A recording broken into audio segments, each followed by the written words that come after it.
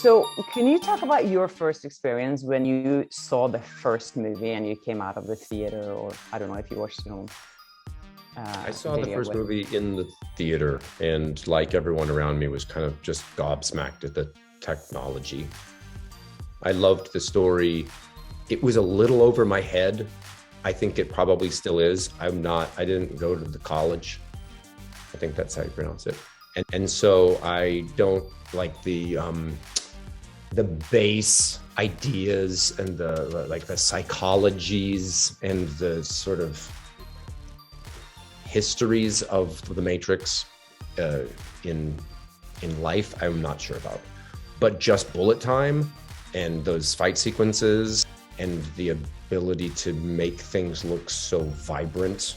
I think the Wachowskis were remarkable at that, and I think Lana's skill set is so refined that getting to do a little bit of it in a new context, having the first in my mind was exquisite.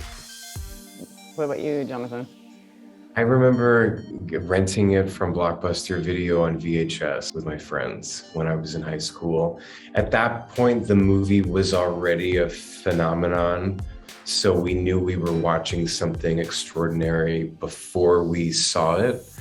But yeah, blown away by it, and continued decades later to be blown away by everything Wachowski related after that. Since both of you are new now to the Matrix, did you have to, I mean, there's a lot of fighting going on, so I guess you guys had to do some training. What was that like? I remember Keanu told me that he was laying in a bath of ice or something during the first movie after all the training. Well, how did you guys deal with that? It was constantly on my brain. It kind of reminded me of doing theater in a way, because especially when you're doing a musical, you're constantly aware of your state of health so that you can deliver in the show that evening, physically, vocally. And with this, learning the fights and taking care of your body and making sure that all of the training wasn't for nothing if you suddenly got injured and couldn't perform your fights was a huge part of the process for me. So to train smart and well every day was a part of it and a big responsibility, but it was also so freaking fun. I just loved it so much, getting the opportunity to be physical like that. Same. So I'll ask you something else then, Neil, because I mean, you're like a therapist, I guess, sort of. Sure. So are you good at giving people advice, like in real life? Is that something that? I don't know that I'm good at giving advice, but I'm happy to. Jonathan could probably speak to that. No, I think, I don't know. I feel like I don't mind giving my opinion about things, and I fully recognize that opinion may be actively wrong. So I don't shy away from how I'm feeling about stuff, and that's because I'm a parent as well. So you're kind of required at times to just make a choice, but that doesn't need to be the right choice.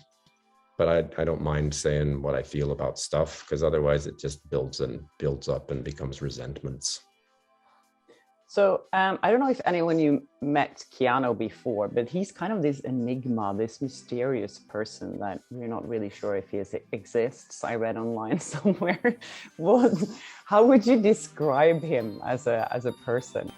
I just fell in love with him. I mean, how would I describe him as a person? He's sensitive and generous and incredible work ethic. Like, all the rumors about him are true. I remember meeting him for the first time in the hotel in San Francisco, and I didn't even realize it was him at first glance, because even the way that he carries himself physically is so unassuming and so kind of humble. And he was kind of just like slowly walking through. I was like, oh my gosh, this is Keanu. And then the flip of that is him doing jujitsu moves in the fight training, where he's a total and complete badass. So I would say he's like an enigmatic contradiction and one of the most lovely people alive.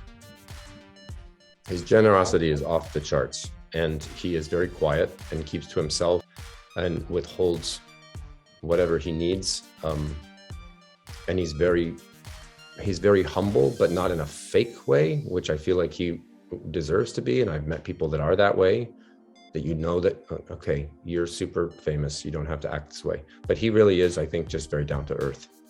And it was, you talk about ice baths. He was doing ice baths for this one for sure.